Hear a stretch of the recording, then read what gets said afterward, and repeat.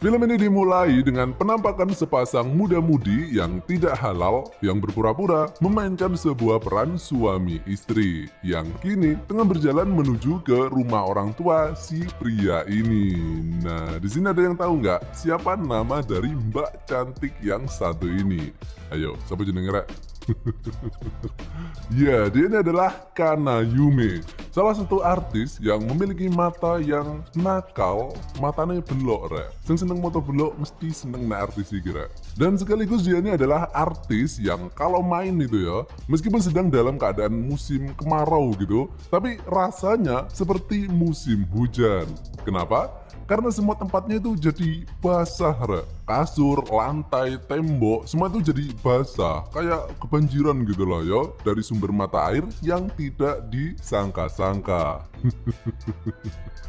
Nah, cowok di sampingnya ini adalah suaminya yang bernama Satoshi, dan yang satu lagi adalah ayah Satoshi alias mertua Kana.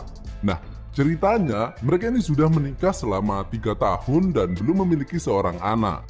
Dan mereka ini sekarang tengah berniat pindah dan tinggal bersama ayahnya Satoshi. Karena ibunya telah meninggal beberapa bulan yang lalu, rek. Sehingga karena Satoshi ini nggak tega melihat ayahnya ini hidup sendirian, kan dia ini sudah tua toh, takutnya ada apa-apa gitu. Sehingga mereka kemudian memutuskan untuk tinggal di sini sembari mengurus ayahnya. Padahal ayahnya sendiri sih nggak menginginkan hal itu, karena dia nggak ingin merepotkan kehidupan anak dan juga menantunya tersebut. Karena bisa dibilang ayahnya ini adalah orang yang mandiri gitu, mandi sendiri, makan sendiri, minum sendiri, tidur bareng-bareng tapi. Dan dia ini pinter masak ya, jadi bisa dibilang dia ini sebenarnya nggak masalah gitu meskipun dia ini hidup sendirian. Dan ternyata benar saja, nggak perlu menunggu lama-lama rek, alias besoknya terlihat kalau Satoshi dan ayahnya ini sekarang aja sudah bertengkar.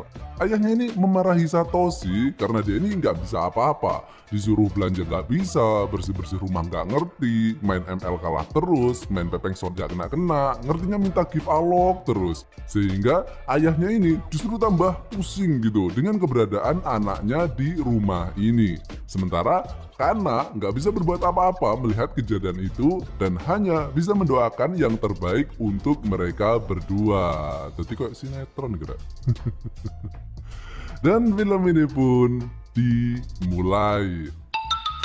Sumbangan pipet moro tuwo. Dan ternyata doa Kana tadi mujarab yore.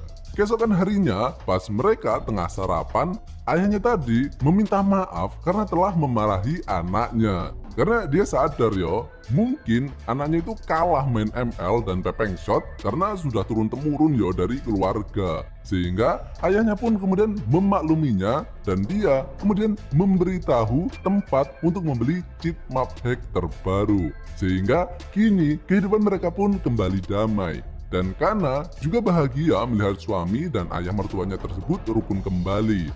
Ayahnya kemudian pamit untuk berangkat kerja karena dia ini harus kejar setoran yore, yaitu ngamen di terminal Sarkem. Dan ketika ayahnya sudah berangkat, Satoshi kemudian ingin merasakan sensasi baru, yaitu mengajak Kana untuk bercocok tanam di ruang tamu. Jadi sekarang bercocok tanam sudah nggak di sawah lagi ya rek. Dikira wakmu naik sawah, gak bondo.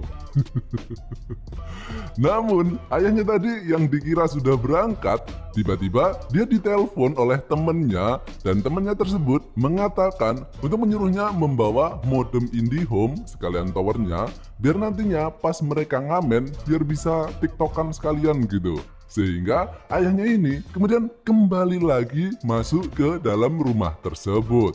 Dan di sini dia kemudian mendengar suara celepak-celepok dari dalam rumah. Ayahnya ini pun kemudian mencoba melihatnya, tapi ternyata sudah selesai, rek. Dan di sini dia kemudian mengetahui kalau anaknya ini memiliki performa yang buruk yo.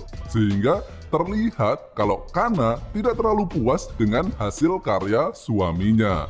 Keesokan harinya, Kana yang masuk ke dalam kamar ayahnya untuk membersihkan kamarnya, dan di sini ayahnya kemudian mengatakan kalau kemarin ia telah melihat adegan penggenjotan mereka.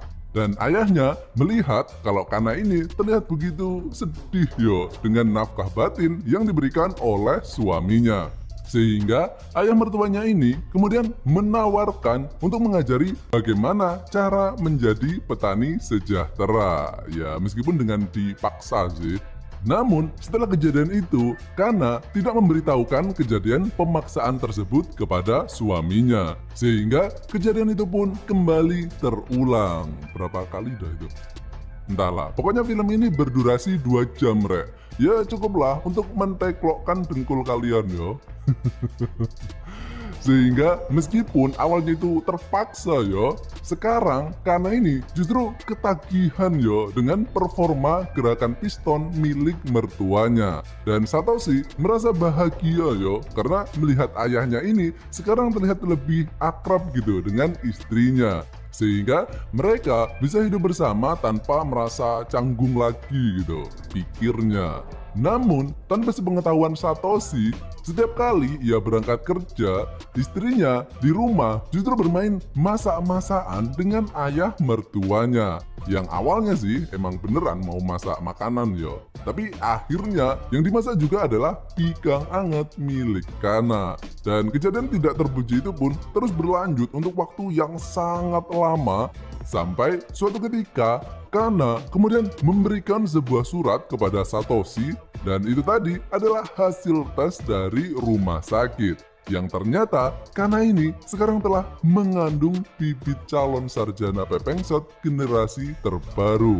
Dan Satoshi terlihat begitu bahagia yo mendengar berita tersebut.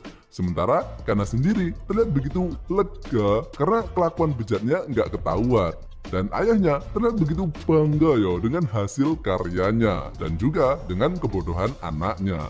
Dan film busuk ini pun berakhir.